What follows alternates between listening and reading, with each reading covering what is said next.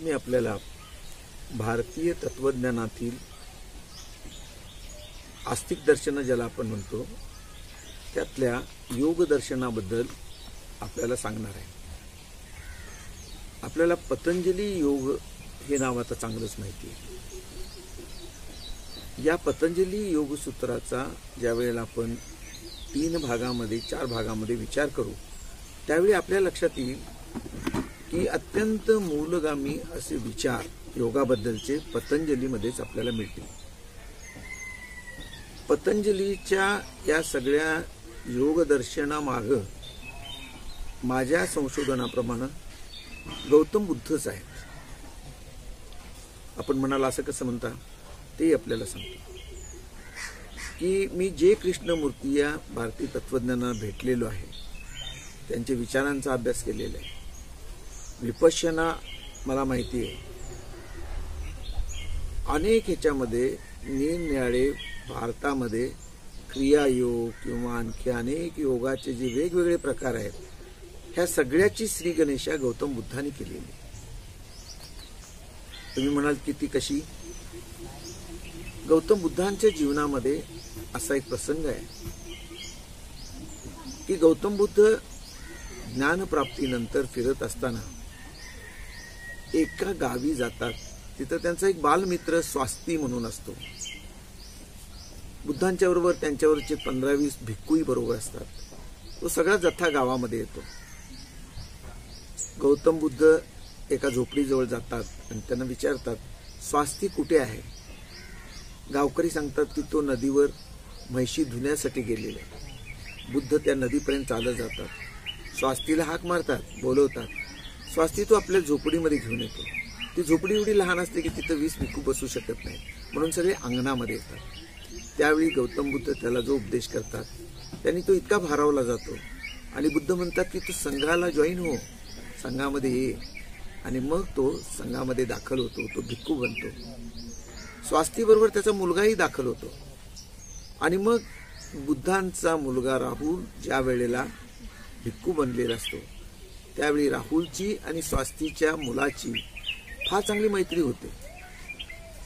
स्वास्तीच्या मुलाला कोणतरी एकदा गावकरी त्याचा भेटायला येतो आणि विचारतो की तू काय नेमकं शिकलास? त्यावेळी तो सांगतो की बुद्धांचा पुत्र राहुल यांनी मला सांगितलंय की श्वास प्रश्वासावर कसं लक्ष द्यायचं, त्या क्षणाबद्दल कसं जागृत राहायचं। अवेअरनेस ज्याला आपण आज म्हणतो, हा अवेअरनेस वेगवेगळ्या पद्धतीने लोक आज मांडायला लागले। इंग्रजी भाषेमध्ये तो मांडल्यामुळे आपल्याला फार नवीन आहे असं वाटतं, पण ही जी जागृती आहे प्रत्येक क्षणाबद्दल, म्हणजे गौतम बुद्धांनी सांगितलं तू पाहून पाहिल्यासारखं कर, तू ऐकून ऐकल्यासारखं कर। हा जो अवेअरनेस आहे, साक्षी भाव आहे, हा बुद्धांच्याच विचारामध्ये आहे। आणि म्हणून श्वास प्रश्वासावर लक्ष ठेवल्याने तुमच्या मनातील विचार आणि भावनांचे गोंधळ आपोआप कमी होतात। ही बुद्धांची शिकवण मी स्वतः त्या पद्धतीने प्रॅक्टिस करून बघितलं आणि मला अनुभव आला की निर्विचार मनाची अवस्था या मार्गाने गेल्यामुळे शक्य आहे। आता गौतम बुद्धांच्या या विचारानंतर आपण जे नंतर जातो ते पतंजलींचा विचार करतो। पतंजलींनी आपल्याला सांगितलं हा जो भाग आहे हा बुद्धांच्या ज्या निरनिराळ्या अष्टांग मार्ग आहे, आर्य सत्य आहेत, या सगळ्याचा परिपाक म्हणून बुद्धांच्या नंतर 150 वर्षानंतर पतंजली ऋषी झाले। त्यांनी हाच सगळा मार्ग सिस्टमॅटिक रचला, त्याला आपण आज पतंजली योग दर्शन असं म्हणतो। आता पतंजली योग दर्शनामध्ये श्वास प्रश्वासाकडे लक्ष द्यायचं किंवा जागृती निर्माण करायची, अवेअरनेस निर्माण करायचा, ह्याबद्दलचा भागापेक्षा सुद्धा त्याच्यामध्ये जे पायऱ्या सांगितलेल्या आहेत त्या पायऱ्यामध्ये आपण सविस्तररित्या ज्यावेळी विचार करतो त्यावेळेला आपल्या असं लक्षात येतं की पतंजली योग दर्शनामध्ये मूळ संस्कृत मधल्या 155 फक्त श्लोक आहेत। या श्लोकामध्ये 4 अध्याय आहेत। 4 अध्यायामध्ये त्याला आपण पाद असं म्हणतात। त्याच्यामध्ये साधन, विभूती, समाधी आणि कैवल्य असे 4 टप्पे येतात। आता याच्यामध्ये साधनपाद जो भाग आहे त्या साधनपादामध्ये क्रियायोग अंतर्भूत आहे, चित्तगत क्लेश आहेत, कर्माशयाचे मूळ आहे, यम नियम आसन प्राणायाम हे येतात. दुसरा जो भाग आहे विभूतीपाद, त्याच्यामध्ये संयमाचं महत्व आहे, त्याच्या परिणामाबद्दल आहे, साधकाला काही क्षुद्र सिद्धींचा लाभ होतो त्या सिद्धींचा विचार आहे आणि त्यात विवेक ज्ञान आहे. या 2 टप्प्यानंतर तिसरा टप्पा येतो समाधीपाद. या समाधीपादामध्ये वृत्ती आहेत, कशा निर्माण होतात, वृत्तींचा निरोध आहे, समाधी आहे, सबीची समाधी आहे आणि समाधी प्रज्ञा आहे. आता यानंतरचा भाग जो येतो तो कैवल्यपाद किंवा कैवल्याध्याय. याच्यामध्ये सिद्धींचे प्रकार दिलेले आहेत, त्याच्या उपपत्ती दिलेल्या आहेत. योगाचे अनेक देह असतात, जसे आपण अन्नमय कोश, प्राणमय कोश, मनोमय कोश, विज्ञानमय कोश, आनंदमय कोश असं आपण नावं देतो. तसे योगाचे अनेक कोश आहेत आणि ते कोश तो जाणीवपूर्वक वापरू शकतो. या अध्यायामध्ये कर्म वासना यांचा विपाक आहे, म्हणजे निवृत्ती आहे, चित्तवृत्तीचा साक्षी भाव आहे आणि सगळ्यात शेवटचा जो आहे तो जीवनमुक्त कैवल्य आहे. आता यामध्ये एक महत्वाचा भाग असा येतो की ज्या वेळेला तुम्ही फक्त आसन आणि प्राणायाम या भागावर भर देता त्यावेळी तो फिजिकल फिटनेससाठी या योगाचा आपण वापर करतो, पण ही एक प्रकारची दिशाभूल आहे. त्याच्यामध्ये या योग दर्शनामध्ये तुमच्या संपूर्ण प्रवासाचं अंतिम ध्येय जे आहे ते कैवल्य ज्ञान आहे, ईश्वरी साक्षात्कार आहे, ज्ञानाचा साक्षात्कार आहे, हे आपण विसरतो. आणि त्यामुळं पतंजली योगसूत्र ज्यांनी शिकवले त्या लोकांनी पतंजली नावाचं मोठा व्यवसाय केला. हे लोक योगी नाहीत, हे मोठे मार्केटिंग मॅनेजर आहेत. त्यामुळं खऱ्या योगाची जर आपल्याला अभ्यास करायचा झाला तर पतंजली योगसूत्र आपण व्यवस्थित नीट अभ्यासावं लागेल.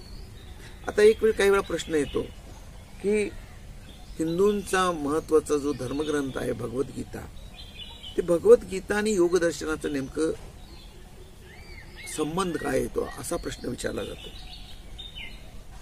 म्हणजे भगवद्गीता हा योगशास्त्राचा साकल्यानं समग्रतेनं विचार करणारा हा महत्वपूर्ण ग्रंथ आहे.